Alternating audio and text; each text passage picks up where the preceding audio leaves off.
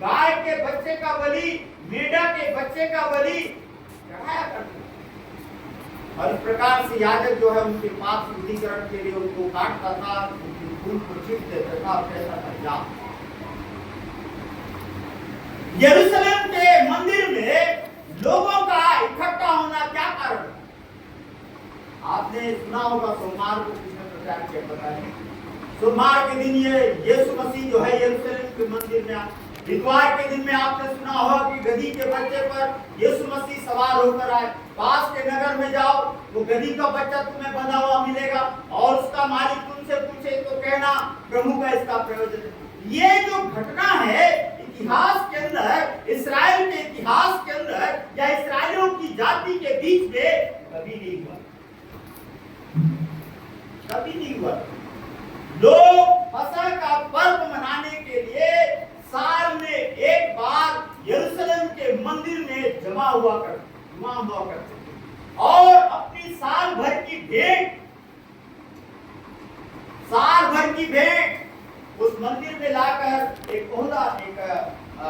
कांसे का ऐसा बर्तन होता था, बड़ा होता था, उसमें डालते थे और साल भर के कमाई का 10वांश जो है उस भेंट के रूप में वो लेकर आते थे और अपने अपने परिवार के हिसाब से एक पहलौठा, निर्गमन की पुस्तक उसका 12 अध्याय आप घर जाके पढ़ लेना। जब फसह का पर्व मिस्र में मनाया गया था और जब इस्राएलियों को परमेश्वर मूसा की अगुवाई में निकालने वाला था, उस पर्व को ये लोग मिस्र से निकलने के बाद 40 साल तक मनाते रहे।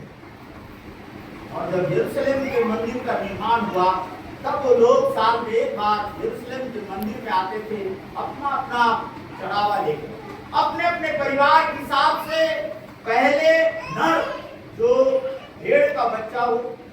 या मेंढा का बच्चा हो या गाय का बच्चा हो, उसमें नर होना, पहला नर, पहलोठा नर बलिदान के रूप में लेकर आते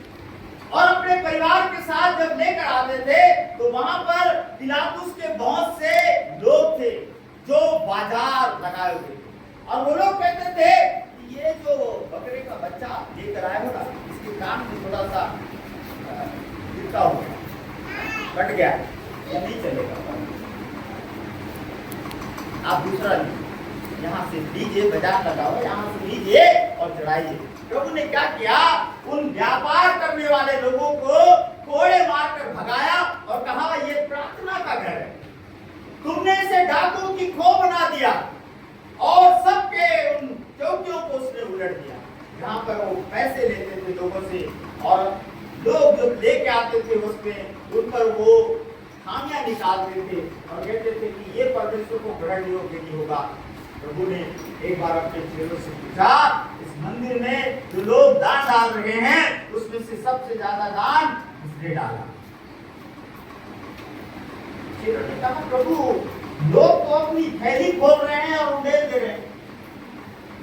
बोरी खोल रहे हैं, डाल दे रहे हैं, क्योंकि साल भर का दान। अब हम कैसे बताएं कि कौन कितना डाला? प्रभु ने कहा, यहाँ पर एक बुढ़िया जो विधवा जिसने 2 दमड़ी डाला और उसने सब कुछ डाला है, अपने जीवन का सब कुछ उसने डाल दिया है, इसलिए सबसे ज्यादा डाला। मेरे प्रिय, यहाँ पर हम 20वें अध्याय में पढ़ते हैं कि एक दिन ऐसा हुआ कि जब वो मंदिर में लोगों को उपदेश देता और सुसमाचार सुना रहा था तो वहां पर याजक थे, शास्त्री थे, कुरनीय थे और पास खड़े हुए और कहने लगे कि हमें बता। शास्त्री थे वो लोगों को बताते थे कि हम जो है व्यवस्था के जानने वाले हैं, हम पढ़े लिखे लोग हैं, हम शास्त्र के ज्ञाता है, इसलिए शास्त्री हैं। जो याजक थे वो मंदिर की सेवा करते थे, मंदिर में याजक का काम करते थे, लोगों के पापों के लिए प्रायश्चित का जो है बलिदान चढ़ाते थे और कहते थे जाओ तुम्हारे पाप क्षमा। जो पुण्य थे, जो प्राचीन लोग थे, पुण्य का मतलब है जो बुजुर्ग लोग थे जिनको परमेश्वर ने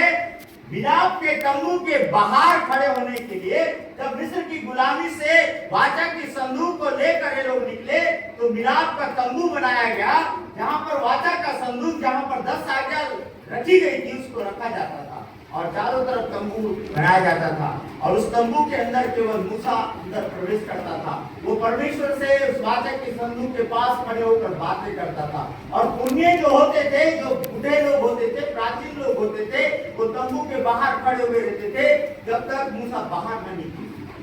जब मूसा दरवाजे से बाहर निकलता था तो पूछते थे कि परमेश्वर ने आपसे क्या कहा, और मूसा परमेश्वर के उन इस्राएली लोगों को परमेश्वर की बातों को बताया था। लेकिन यहाँ पर जब मंदिर का निर्माण हुआ तो लिखा है कि पुरनिये थे, शास्त्री थे, याजक थे और पास पे खड़े हुए और कहने लगे कि हमें बता कि इन कामों को किस अधिकार से करता है, वह कौन है जिसने तुझे ये अधिकार